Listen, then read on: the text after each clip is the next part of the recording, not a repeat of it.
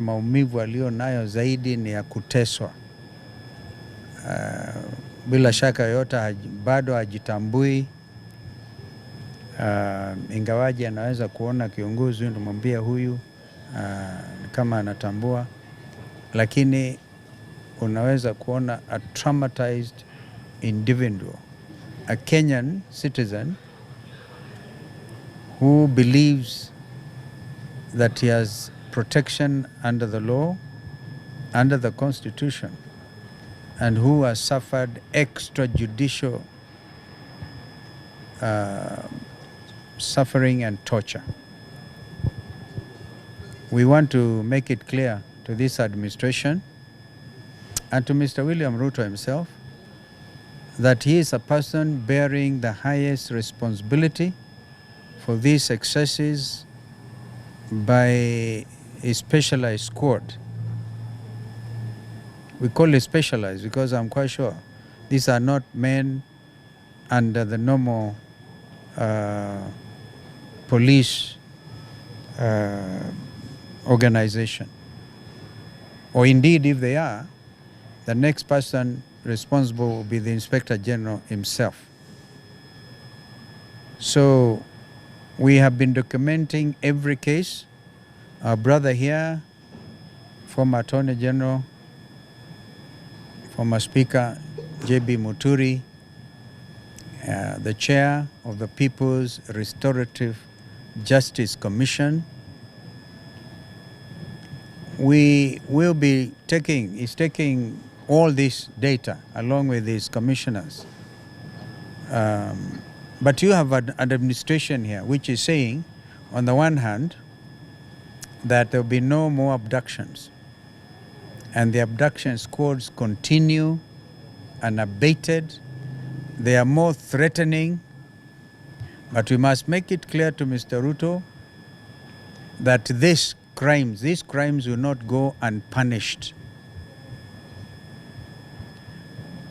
The crime of torture under the Rome Statute is actually a crime against humanity. You can see Davis Lichuma, Davis Lichuma. You can see a person clearly tortured. We met earlier at our place, other friends who were with us, some journalists, when we gave the press briefing outside the Serena Hotel before we started the march to Parliament buildings, that these people pounced on innocent Kenyans and put them in the infamous Subarus. Now they have also added some Pajeros, because the plan was mtu anachukuliwa anawekwa ndani ya Pajero, na kama pengine ameuawa, walikuwa wamejiandaa kabisa, wakiua watu wanaweka kwa hiyo mapajero na kwenda kuweka we are sure, we have information, walikuwa na mipangilio Ololua Forest na kwingine wawekwe huko, watokomee huko, wasaulike. Wakenya hawezi kusahau mambo haya, na sisi tunatoa hakikisho kwamba kijana huyo na wenzake hawezi tu kuachiliwa. Bwana Ruto anaamini watu wakilipwa ridhaa milioni 3, ati hiyo sasa ni pesa ambayo inatosha maumivu ya hata kiakili. Kwa hivyo ni jambo la kuhuzunisha sana, na mambo haya lazima yaendelee. Sisi tumetoa hakikisho kwamba pale watoto waliuawa outside Parliament. In fact, we have even done some scouting outside the Kenyatta Mausoleum. Hapo we will put a monument in the memory of our Gen Zs, wale ambao waliuawa, and how they breached Parliament, how they changed this country. No amount of ill will, mismanagement, or indeed monetary considerations will wipe away the reality that this country changed forever from the 24th of June or si 25th of June, 24th June, 2 years ago. Kwa hivyo tutasimama pamoja kama Wakenya wazalendo, tuhakikishe kwamba jambo la kizalendo linafanyika juu ya vijana hawa Gen Z. My colleagues can also say something. Well, I just want to reiterate what His Excellency Dr. Stephen Kalonzo Musyoka has said, that torture is a crime within the Rome Statute. And we are documenting every bit of it. And it does not matter how long it takes. Those responsible or those who bear the greatest responsibility, including command responsibility, will have to be held accountable for those crimes. We all know too well that it's just the other day when William Ruto, in the presence of visiting head of state, the president of Finland, he stood unashamedly at State House when asked by a lady journalist what happened to those that had been abducted or killed. And he said that they had been returned to their parents. Maybe William Ruto might have said it in jest, but we took note. Because if he knew that they were taken back to their parents, then he knows who had abducted them. So when we are talking about people being held accountable, William Ruto should know that every statement that he makes, all these steps that he takes, including the steps he takes to say that Kenyans were thanking Kenyans that they never turned up for the demonstrations. He said that just yesterday. Yet, callously enough, doesn't have the temerity to even acknowledge that Kenyans were abducted in full view of cameras, full view of the entire public, put in police vehicles, taken to known police stations, and subsequently removed and put into these unmarked Subaru vehicles.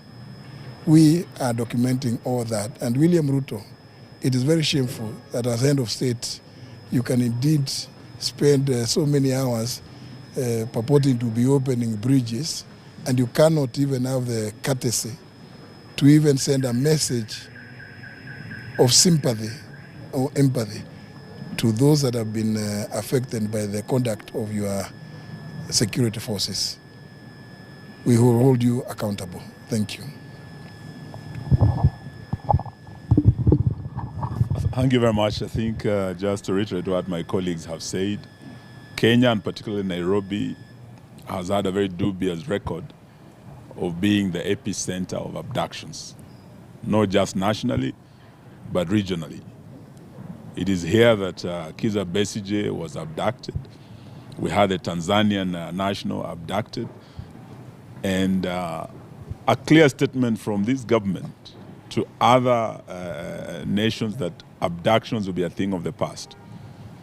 They have resorted to what they do best, using their Subarus, using men in masks, abducting and torturing fellow Kenyans so as to intimidate them, not to enjoy their civil liberties, freedom of expression, and the right to protest and to picket. These are all constitutional rights that are not granted by the generosity of this state, but are guaranteed by the Constitution.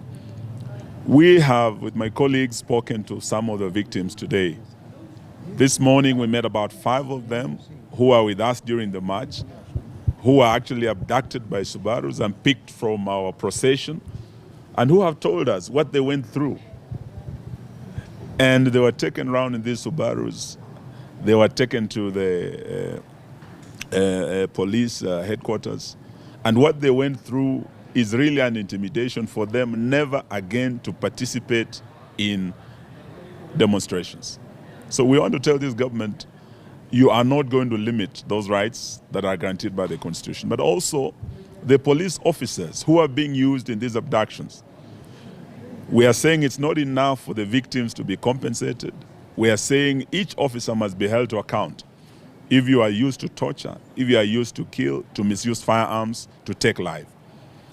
As the alternative government, we want to assure the families affected and all victims of abductions, enforced disappearances, and extrajudicial killings that we continue to stand with them and to act to ensure that justice is done to them. Asanteni sana. Thank you. Have we not seen in the, I think in the Standard Frontline, right? The photo of the officers who actually arrested, or is it abducted Davis Lichuma. They're there. So we also want to tell IPOA, what other evidence do you need? Kenyans want to see that person, those officers have been arrested publicly and taken before courts of justice. Let's see whether they can act for once. Yes. I have a question. Yes. Away from that, there's this young man who has been taken to court, Mr. Speaker's son, and they are able to bring him in court, but the person who triggered that bullet that killed many young protesters during the very day, no officer has been brought in court. What does that portray in your own experience? The Attorney General is there. A perversion of justice. Yes, terrible perversion of justice, double standards, clear, evident. They have taken him to court merely because they saw him the other day. They have not taken, not even an inch to investigate those officers who triggered the first bullet, or the bullets that killed several of the agencies. Yeah, double standard. And I think, first of all, we already have the IPOA official record of the 62 who were killed by the police. That was on 25th of June, 2024.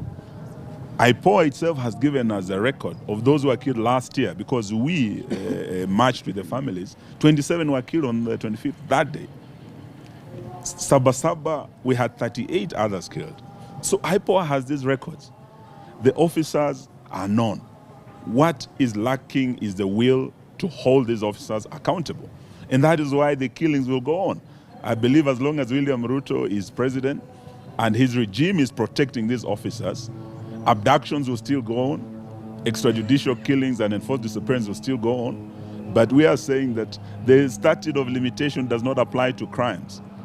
And as the incoming government, we will follow up to ensure that all these officers are held accountable. And justice is done to all the families, right from 2023, the 75, to 2024, the 62, to 2025, the 66 who are killed by the same police. Thank you. Yeah, Wakili. Just to say, in respect, thank you. In respect to that question, what we are witnessing is akin to what happened in 1946 in the Nuremberg Tribunal or the Tokyo Tribunal, where the victors set up a tribunal to try the valiants. So you basically can see that the government, being the perpetrator, they are charging the weak and prosecuting the weak who are out in pursuit of their constitutional right. And that is why I am happy when I hear my principles indicate that this will never happen again, that the rule of law will be restored and constitutional regime will be restored. Equally, these actions withers down the so-called purported compensation. You cannot compensate and then you keep on perpetually perpetrating and perpetuating the same offense. Surprisingly, government believes that they can commit crimes, perpetuate inhuman, degrading, and subject people to servitude, and compensate. We need those individuals brought to book. It is not possible the government can continue using our taxpayers to compensate individuals whom they have caused all these atrocities. If there were individuals who had been charged, it would have been possible for us to surcharge individuals to compensate. But why torture and then go to read our scoffers and compensate? this injustice. Thanks, sir.